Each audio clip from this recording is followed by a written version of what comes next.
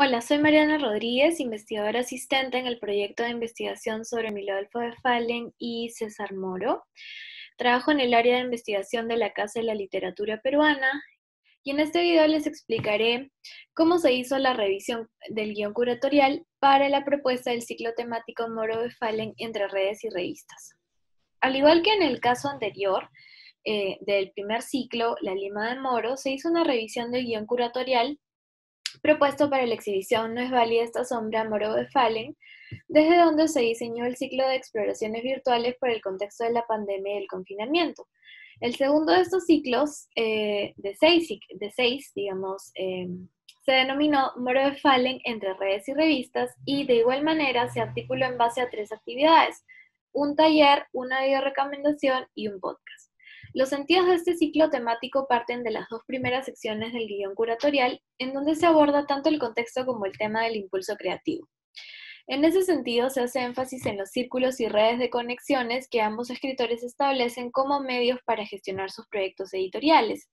En el caso de Emilio Adolfo Westphalen, un primer impulso fue la relación que establece con los hermanos Javier y Pablo Abril de Vivero, quienes tenían contacto con artistas europeos, especialmente Pablo, quien además de diplomático, editaba desde Madrid la revista Bolívar y estaba al corriente de las publicaciones de vanguardia de su tiempo.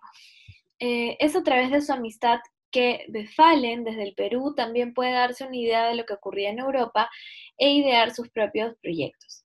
En las primeras décadas del siglo XX, como ha señalado el investigador Luis Rebasa Soraluz, eran frecuentemente las ediciones de revistas de corta duración y de tiraje menor, en donde se informaba sobre los acontecimientos, personajes, publicaciones, movimientos de vanguardia que iban apareciendo.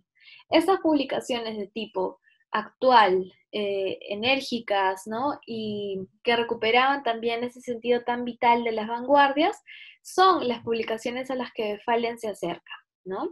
Recibe desde fuera estas revistas y piensa desde ellas y con ellas en consolidar su propia red cosmopolita y moderna para articular, digamos, diversos sistemas de pensamiento desde el Perú. En la medida en que su vida artística fue desarrollándose y también acorde con los acontecimientos políticos de su propio tiempo, Westphalen logra ejecutar varios proyectos editoriales.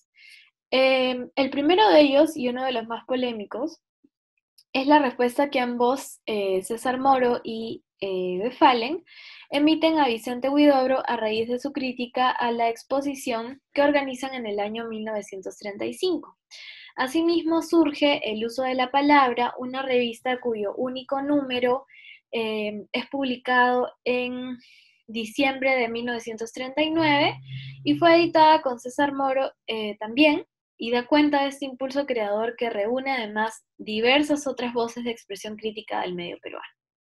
En el mismo año, como prueba de esta conexión intercontinental, ambos escritores participan en la publicación del Boletín Cadre, ¿no? En donde se promulgan abiertamente en contra del franquismo español. Esta situación le costó a Westphalen el encarcelamiento y a Moro el exilio hacia México. Precisamente en una última etapa, este ciclo también explora las relaciones que establece y retoma Moro con artistas europeos exiliados en la capital mexicana, compañeros que siempre ponía en contacto con Westphalen y con quienes también organiza múltiples exposiciones, proyectos, publicaciones en torno al surrealismo y la figura totémica de André Breton. Del lado de Westphalen se destaca también el impulso que le da a Las Moradas, un proyecto más maduro que pretende ser un centro de difusión intelectual, más maduro en el sentido de la continuidad de sus publicaciones, ¿no? A finales de los años 40. Finalmente, también se aborda la red cultural y amical establecida por ambos escritores en la Peña Pancho Fierro, en donde entran en contacto con José María Arguedas y las hermanas Alicia y Celia Bustamante. A partir de lo que acabo de resumir muy brevemente, se creó el taller, un primer producto que sería el taller diario surrealista, que está dirigido a niños mayores de 9 años y a sus familias, cuyo objetivo principal era el de crear un diario, es decir, un periódico, que haga un recuento de las noticias de manera distinta. apelando a mecanismos de composición creativa que proveniesen del surrealismo y que recuperasen las formas de las publicaciones con las que Moore y Westphalen estuvieron familiarizados y produjeron en su tiempo. En ese sentido, el público debía crear y escribir un periódico con noticias que perturbasen la realidad, o con acontecimientos que pudieran ser vistos desde una ambigüedad, ¿no? Por ejemplo, recuperar que en algunos distritos se cuelguen zapatos en desuso de cables de teléfono, mototaxis estacionadas en lugares en los que parecería imposible, o cualquier evento en realidad que pueda ser interpretado de manera extraña para los ciudadanos y que dé esa suspicacia, ese paso a poder ver nuestra realidad también de una forma surreal, ¿no?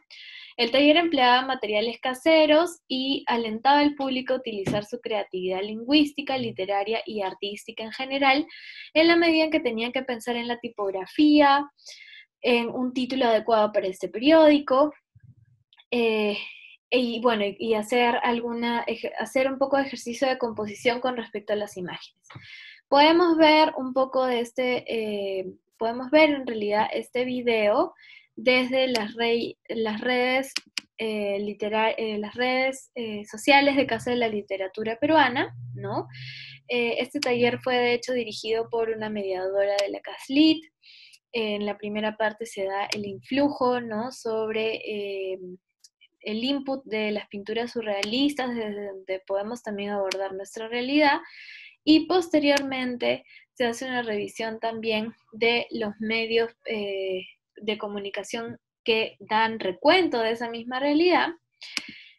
Luego también hay un trabajo, como mencionábamos hace unos minutos, con respecto a esta apreciación de lo que podemos ir viendo que podría resultar surreal, ¿no? Y finalmente está la etapa ya de la producción del diario surrealista, en el cual se utilizan herramientas caseras, ¿no? Este es el resultado final de este diario, y como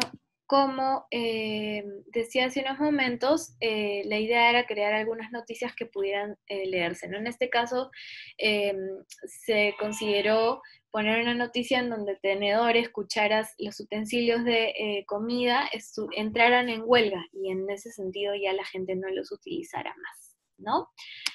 Bueno, este video puede ser consultado también en las redes de la Casa de la Literatura. Y por último, me gustaría comentar la videorecomendación de esta sección, que se denominó, en segundo lugar, perdón, la videorecomendación de esta sección, que se denominó 3 libros sobre el surrealismo, que implicaba introducir al público a 3 producciones literarias de carácter ficcional, ¿no?, en torno al movimiento.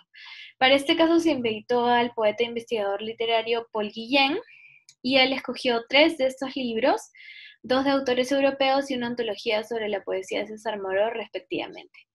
Es relevante mencionar que estas recomendaciones fueron pensadas en tanto recuperan los referentes del surrealismo a los que Moore y Westphalen estuvieron ligados, ¿no? De igual manera, el resultado final puede encontrarse en las redes de Casa de la Literatura, bajo el título de Video Recomendaciones. A ver, eso solamente se los muestro brevemente en pantalla para que lo tengan presente. Y aquí vemos a Paul haciendo sus recomendaciones. Y ahora sí, finalmente, el último producto es que cierra este ciclo temático. Lo compone el episodio de podcast Moore y Westphalen entre redes y revistas, para el que se invitó al profesor e investigador Luis Rebasa Luz, ¿sí? De la misma manera, se elaboró un cuestionario de preguntas que en conjunto con el equipo de investigación, y bueno, se conversó con Luis Rebasa en torno a cómo ambos escritores se organizaron como estructuras en red, ¿no? Es decir, fueron construyendo también contactos para poder establecer un medio de difusión de sus proyectos editoriales, ¿no? Hablamos sobre las revistas de formato Small Magazine, sobre la relación establecida con José María Arguedas, entre otros. El episodio tiene una duración de 50 minutos y en gran medida esta plataforma también nos resultó muy útil al equipo para explorar algunos otros aspectos planteados en el guión curatorial, que son líneas de sentido que podrán recuperarse también en investigaciones posteriores dentro del marco de la exposición que se inaugurará el próximo año. En suma, el ciclo Moro de Fallen entre redes y revistas ha buscado visibilizar las conexiones amicales, culturales e intelectuales tejidas por los dos escritores, recuperando los sentidos articulados en la investigación para el guión curatorial.